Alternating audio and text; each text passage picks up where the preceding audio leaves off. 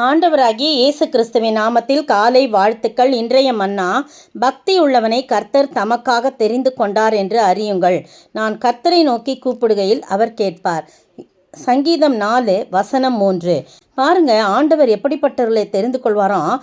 பக்தி உள்ளவர்களை தமக்கென்று கர்த்தர் தெரிந்து கொண்டார் என்று அறியுங்கள் என்று சொல்லப்பட்டிருக்கிறது. யார் பக்தி உள்ளவர்கள்? கடவுளுடைய வார்த்தைக்கு கீழ்ப்படிந்து அவருடைய கற்பனைகளின்படி நடக்கிறவன் தான் பக்தி உள்ளவன் என்று சொல்லப்படுகிறது. பாருங்க, யோனாவை குறித்து அங்கே சொல்லப்படுது. யோனா 1:9 பாருங்க, அதற்கு அவன், நான் எபிரேயன், சமுத்திரத்தையும் பூமியும் உண்டாக்கின பரலோகத்தின் தேவனாகிய கர்த்தரிடத்தில் பயபக்தி உள்ளவன் அப்படின்னு சொல்கிறான். ஏன் சொல்கிறான்னா, யோனா தர்ஷீஸுக்கு கப்பல் ஏறுறான். நினிவேக்கு போன்னு சொன்னால் அங்கே என்ன பண்ணுறான்? தர்ஷீஸுக்கு கப்பல் ஏறுறான். கப்பல் ஏறினோன்னா ஆண்டவர் விடுவாரா? விடலை. பயங்கரமான காற்றை அனுமதிக்கிறாரு. அந்த காற்று நிமித்தமாக படகு பயங்கரமாக அந்த கப்பல் ரொம்ப ஆடுது. ரொம்ப கஷ்டம், தண்ணி வரா மாதிரி இருக்குது. கப்பல் அமிழ்ந்து விடுமோ என்று சொல்லி அப்படிப்பட்ட ஒரு காரியம் இருக்குது. கப்பல் மாலுமி எல்லாரும் அவங்கவுங்க தெய்வத்தை நோக்கி வேண்டிக் கொள்ளுங்க, நமக்கு ஆபத்து நேரிடுச்சு இப்படின்னு சொல்லிட்டு யார் நிமித்தம் வந்துச்சுன்னு ஒரு சீட்டு போடலான்னு சீட்டு போடும்போது யோனாவின் பேரில் அது விழுது.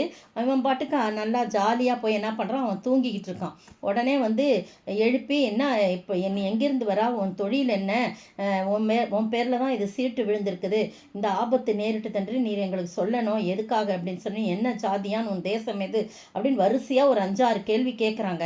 அப்போ அவன் சொல்கிறான், நான் எபிரேயன், சமுத்திரத்தையும் பூமியும் உண்டாக்கின. பாருங்கள், அந்த இடத்துல சாட்சியாக சொல்கிறான், எல்லாவற்றையும் உண்டாக்கின பரலோகத்தின் தேவனாகிய கர்த்தரிடத்தில் நான் பயபக்தி உள்ளவன். ஆனால் அவன் கர்த்தருடைய சமூகத்திலிருந்து விலகி ஓடி போகிறவன் என்று தங்களுக்கு அறிவித்ததினால் அந்த மனுஷர் மிகவும் பயந்து அவனை நோக்கி, ஏன் இதை செய்தா என்றார்கள்.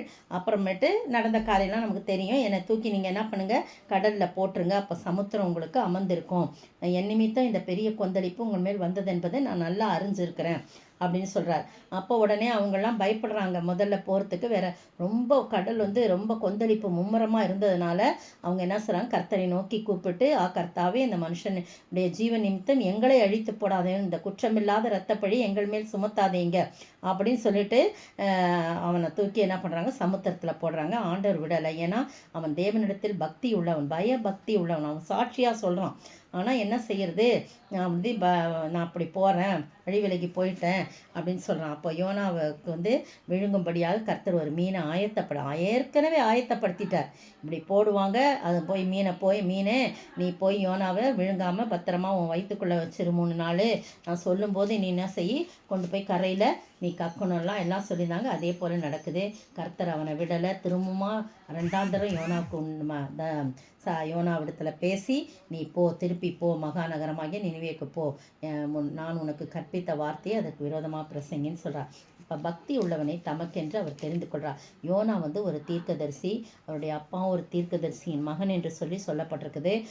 எனவே அவனை ஆண்டவர் தெரிந்து கொள்கிறார். அவன் தேவனிடத்தில் பயபக்தி உள்ளவன். அவனுக்கு தெரியும் ஆண்டவரை விட்டு ஓடி போகிறதெல்லாம் அவனுக்கு தவறுன்றது தெரியும்.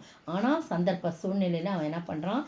போனால் அந்த ஜனங்க மனஸ்தாவப்பட்டு பாவத்தை அறிக்கை செஞ்சால் உடனே இவர் மனம் மாறிடுவார், அப்போ நம்ம சொன்னது தப்புன்னு ஆகிடும் அப்படின்லாம் நினச்சான். அதனால தான் 4வது சொல்கிறாரு, 4வது அதிகாரத்தில், கர்த்தாவே, நான் எனக்கு தெரியும் நீங்கள் இப்படிலாம் நான் இதை முன்னையே உங்கள்கிட்ட சொல்லலையான்னு கேட்குறான். அதை நம்ம குறிப்பிடலை இதில். ஆனால் இதில் சொல்லப்பட்டிருக்கு, நான் என் தேசத்தில் இருக்கும்போதே நான் இதை சொல்லவில்லையா? இது நிமித்தமே தான் நான் முன்னமே தர்ஷீஸுக்கு ஓடி போனேன். பார்த்தீங்களா? நீர் இரக்கமும் உருக்கமும் மன உருக்கமும் நீடிய சாந்தமும் மிகுந்த கிருபையுள்ளவரும் தீங்குக்கு மனஸ்தாபப்படுமான தேவன் என்று அறிவேன். அதனால தான் நான் என்ன பண்ணேன்? என் வார்த்தை பொய்யாயிடும்ட்டு நான் என்ன பண்ணிட்டேன்? தர்ஷீஸுக்கு கப்பல் என்ன, இதை முன்னமே உங்கள்கிட்ட சொன்னல அப்படின்னு சொல்கிறான். பார்த்தீங்களா? அப்போ எவ்வளோ அருமையான ஆண்டவர் அவர் மேலே அன்பு வைத்தார். அவனை தெரிந்து கொண்டார். பக்தி உள்ளவனை கர்த்தர் தெரிந்து கொண்டார். அதே மாதிரி அப்போஸ்தலர் நடவடிக்கைகள் 10ஆம் அதிகாரத்தில் ஒரு பக்தி உள்ளவன் தான் அவனை கொர்நேலியும். அவன் பாருங்க, அவனை ஆண்டவர் அவன் தேவ பக்தி உள்ளவனும் தன் வீட்டார் அனைவரோடும் தேவனுக்கு பயந்தவனுமாயிருந்து ஜனங்களுக்கு மிகுந்த தர்மங்களை செய்து எப்பொழுதும் தேவனை நோக்கி ஜபம் பண்ணி கொண்டிருந்தான் என்று சொல்லப்பட்டிருக்கு. பார்த்தீங்களா? அவனை ஆண்டவர் தெரிந்து கொள்கிறாரு.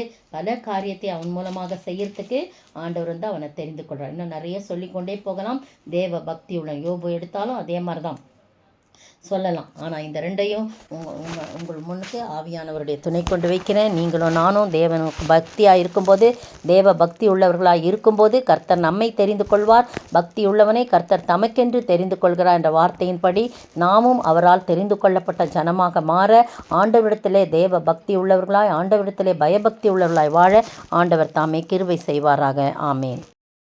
கர்த்தாவை நல்ல பக்தியாலே எப்போதும் நம்பும் நீதிமான் எத்தீங்கிலேயும் அவராலே நன்றாய் காப்பாற்றப்படுவான். உன்னதமான கர்த்தரை சாந்தோரு கவர் கண்மலை. சோத்தரிக்கிற ஆண்டவரே, துதிக்கிற ராஜா, கர்த்தாவே, உம்மை பக்தியோடு நாங்கள் தொழுது கொள்ளும்போது உன்னதமான தேவன் எங்களுக்கு கண்மலையாயிருந்து எங்களுக்கு உதவி செய்கிற தேவனாய் இருக்கிறீர். ஸ்தோத்திர ஆண்டவரே, பக்தி உள்ளவனை கர்த்தர் தமக்கென்று தெரிந்து கொள்ள என்ற வார்த்தையின்படி கர்த்தாவே, நீர் எங்களை தெரிந்து கொள்ள வேண்டும் என்று சொன்னால் நாங்கள் உம்மீது பக்தி உள்ளவர்களாய் உண்மையாக உம்மை தொழுது ஆராதிக்க, உடைய கற்பனைகளை கை கொண்டு அதன் வழியிலே நடக்க நீர் உதவி செய்ய வேண்டுமாய் ஜெபிக்கிறோம். இயேசு கிறிஸ்துவின் விலையேறப்பட்ட நாமத்தில் ஜெபிக்கிறேன் பிதாவே, ஆமேன். நேற்றைய பதில்: தேவனுடைய ஆவி உங்களில் வாசமாயிருந்தால் நீங்கள் மாம்சத்துக்குட்பட்டவர்களாய் இராமல் ஆவிக்குட்பட்டவர்களாய் இருப்பீர்கள். ரோமர் 8:9. இன்றைய கேள்வி: யாருக்கு சகலமும் எவ்விதமாக நடக்கிறது?